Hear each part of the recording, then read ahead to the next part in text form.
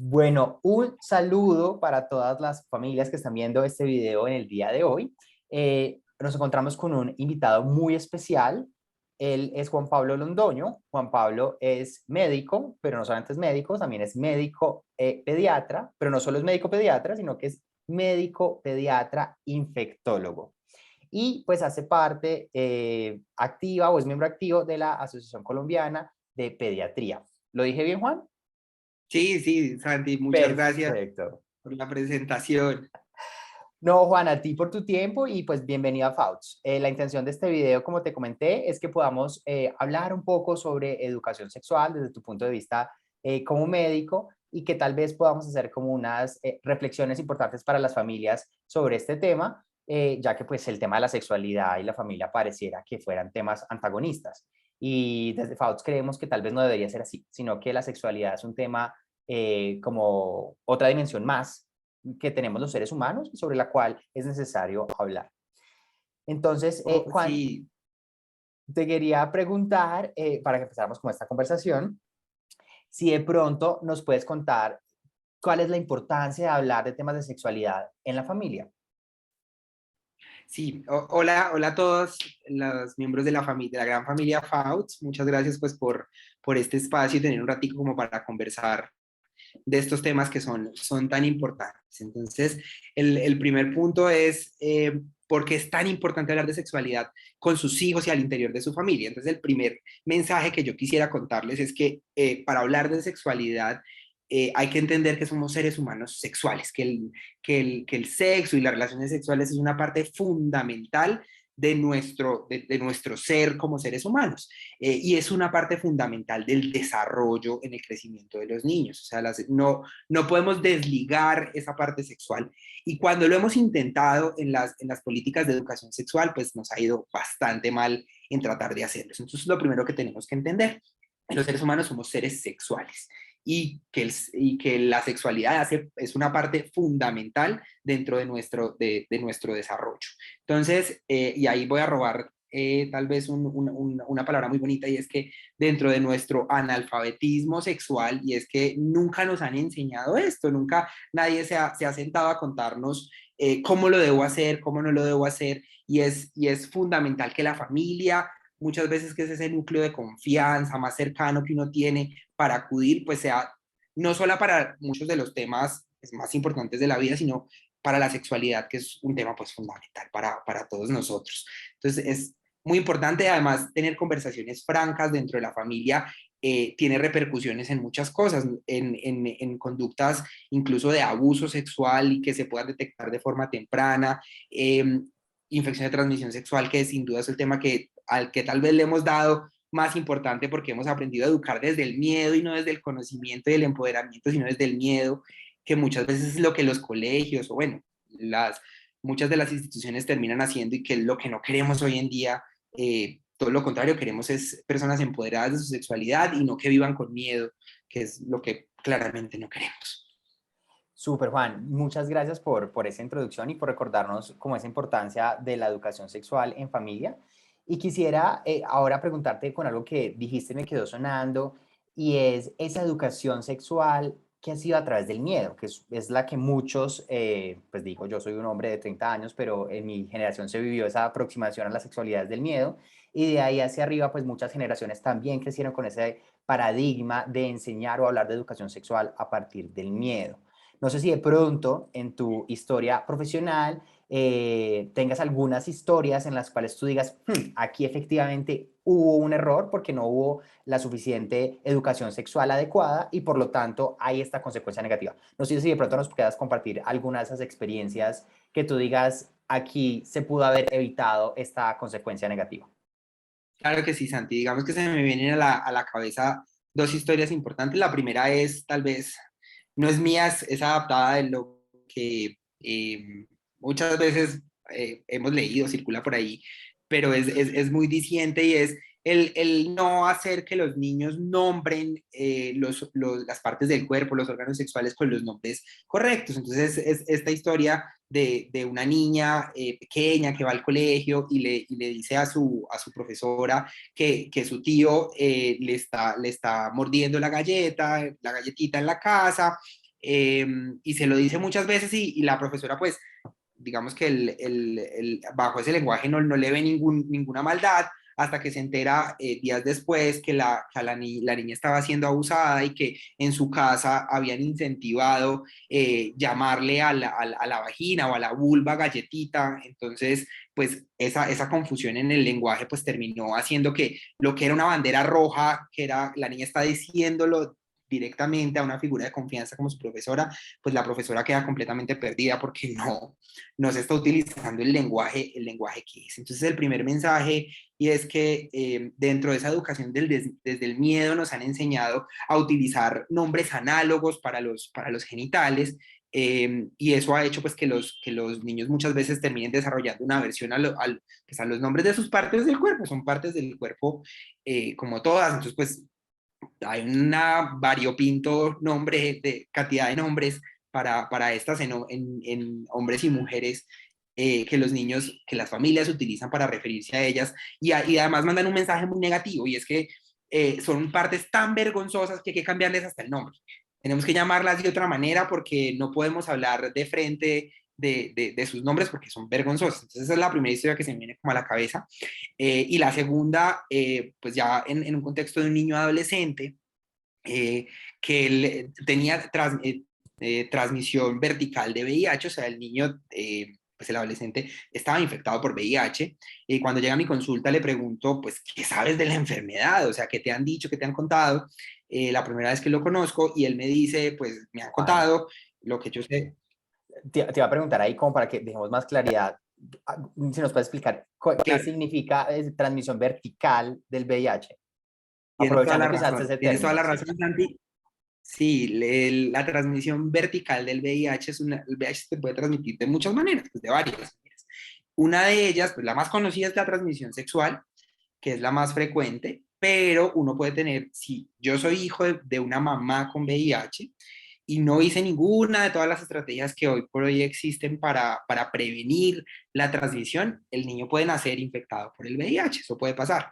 Y este era el caso particular de este adolescente, él se había contagiado en el embarazo porque su mamá era una mujer viviendo con VIH, y digamos que dentro de todos pues, ahí retomo un poquito la historia, qué pena el término técnico ahí sin querer, eh, digamos que dentro esto sucedió en el momento del nacimiento, o sea, él se contagió en el momento del nacimiento, cuando yo lo conozco tiene 15 años, o sea, imagínense, 15 años de su vida pues como adolescente infectado, y en ese momento le pregunto yo, pues, ¿qué sabes de la enfermedad que tienes? Y la respuesta inmediata es que a mí, pues lo que me dijeron es que yo no puedo tener relaciones sexuales nunca porque se lo va a contagiar a alguien. Eh, entonces, digamos que ese niño lleva 15 años creciendo con el estigma de que pues él no va a poder vivir su sexualidad, él es una persona completamente distinta al resto del universo y no va a poder vivir su sexualidad. Entonces le digo yo, espérate un momento, vamos a trabajar sobre esto, esto que me estás diciendo pues no es así, vamos a construir poco a poco, pero tú puedes disfrutar de tu sexualidad con unas medidas particulares, pero puedes disfrutar de tu sexualidad, o sea, no es el mensaje que quiero que se lleven. Y esto les estoy contando es un niño que lleva 15 años yendo a médicos, muy probablemente incluso a profesionales de salud mental. Él ha estado con psicología y el mensaje grande que tiene él en su cabeza es que nunca va a poder disfrutar de su sexualidad de forma plena porque pues, tiene una enfermedad que le contagió su mamá al momento del embarazo o del parto. Entonces, de nuevo, porque la educación, lo grande que nos han enseñado en los colegios, incluso en las casas, es a educar a raíz del miedo. Entonces, usted no puede tener relaciones sexuales porque y usualmente vienen seguido de una cantidad de imágenes bastante llamativas y grotescas de lo que pueden ser las enfermedades de transmisión sexual y es, digamos que, la forma como nos han enseñado a vivir. Nunca nos han dicho, oiga, la sexualidad es una parte fundamental de usted, usted la va a poder, la debe poder disfrutar y debe poder gozar su sexualidad, pero de manera responsable. ¿Existen las enfermedades de transmisión sexual? Claramente existen. Usted pues debemos saber que existen, pero hay formas de prevenirlas. Hay formas de prevenirlas. Entonces, esas dos historias grandes son las que se me vienen en este momento de tal vez casos demasiado llamativos de por qué no se cierra ese gap de educación entre lo que hace la familia, y muchas veces todos sabemos que el colegio es insuficiente para la educación y no podemos delegarle un tema tan importante en la vida de las personas como la sexualidad solo al colegio. O sea, la familia tiene que ser también un lugar donde se pueda hablar de esto.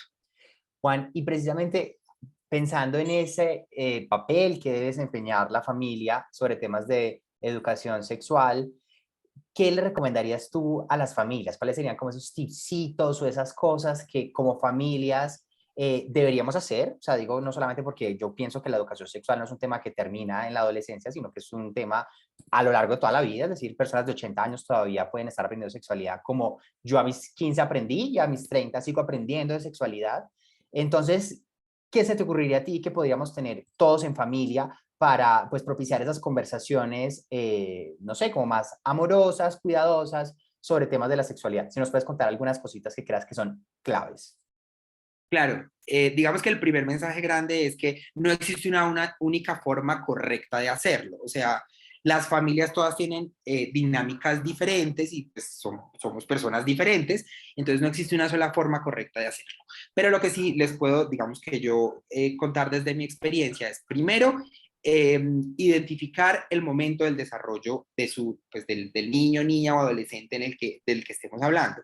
La conversación no va a ser igual con un niño de 5 años que con un adolescente de 15 porque su momento vital es distinto. Entonces, eso es lo primero, identificar como con quién voy a hablar, porque no, el discurso no puede ser igual para todos. Lo segundo, ya una vez identificado esto, yo creo que si empezamos del más chiquito al más grande, lo primero es desmitificar nombres. O sea, creo que las partes del cuerpo tienen unos nombres con las que los podemos llamar y no deben ser motivo de vergüenza utilizar los nombres que tienen.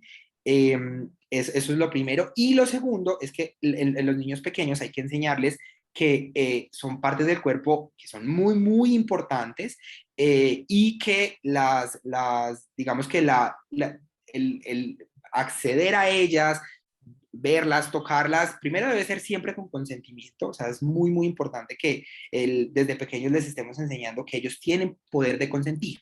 Y eso se los digo desde actos súper sencillos. El decirle, ay, la tía le tiene que dar un beso, vaya, abrace a la tía aunque usted no quiera, pues digamos que estamos enseñándole de forma indirecta al niño que él a veces no puede consentir sobre su cuerpo y que pues, otra persona externa puede decidir sobre si me van a dar un beso, me van a dar un abrazo, y eso pues no debe ser así, siempre debe ser consentido. Y enseñarle digamos que sí, que esas partes son unas partes muy importantes para él, el pene, la vagina, hay material didáctico, hay libros para que los niños puedan verlos, y a medida que vamos progresando en el desarrollo de la vida, se pueden tener conversaciones muchísimo más francas. Digamos que la adolescencia es muy importante para hablar de temas de sexualidad responsable.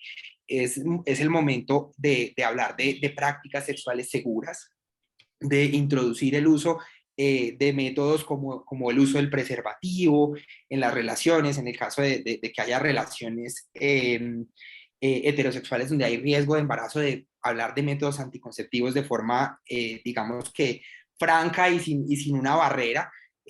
Recuerdo que había una compañera que en la universidad nos contaba que su papá, su forma de hablar de sexualidad era dejarle preservativos en la mesita de noche. Digamos que esa es una forma muy indirecta de hacerlo.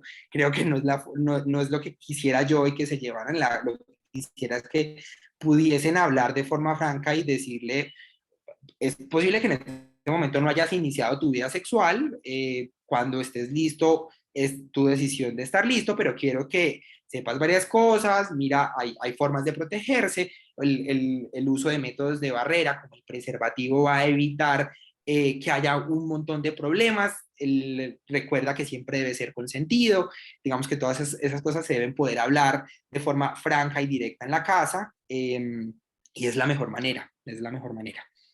Y nunca negar que somos seres sexuales. O sea, la peor forma de hacerlo es pensar que los adolescentes no van a querer tener sexo, y eso sí se los digo directamente a los papás. Pues uno quisiera que sus hijos no fuesen seres sexuales, pero la realidad no es esa.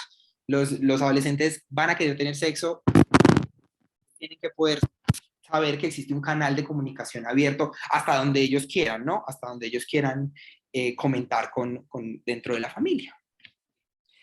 Súper, Juan. No, pues me queda súper claro y creo que me llevo grandes aprendizajes como de esta charla, sobre todo el tema del consentimiento, el tema de esa charla abierta, sin tapujos y pues sobre todo con los nombres que son. Lo tercero es hablar de acuerdo a la edad o la evolución del niño, niña o adolescente. Incluso yo pienso que cuando estamos adultos, por ejemplo, yo hasta hace un par de meses toqué temas que, por ejemplo, con mi mamá no había tocado, que ya Sin no es de duda. mi sexualidad, sino de su sexualidad, de una persona que ya está en la tercera edad, que se vale también porque la sexualidad nos sigue acompañando toda la vida. Entonces, como que bueno, saber qué conversaciones pues, tenemos y podemos tener de acuerdo con nuestro desarrollo vital. Y yo pienso que una última que lo mencionaste es como de nunca dejar de aprender, ¿no? Como siempre estar abiertos a poder tener este tipo de conversaciones y nada, obtener conocimiento. Yo pienso que es muy, muy valioso. Así que, Juan, pues te quiero agradecer mucho por este rato, por este espacio, por compartir este mensaje con las familias de FAUTS y pues nada, seguir construyendo un mundo donde pues hablar de temas de sexualidad no sea un tema ni vergonzoso ni miedoso, sino por todo lo contrario, mucho más abierto, honesto, empático y sobre todo un tema de verdadero disfrute, ¿no? Así que te lo agradezco. Claro que sí. Nos, a ti, Santi, y a las familias Fauts, un abrazo enorme. Muchas gracias, Juan. Que estés muy bien. No, bueno, chao.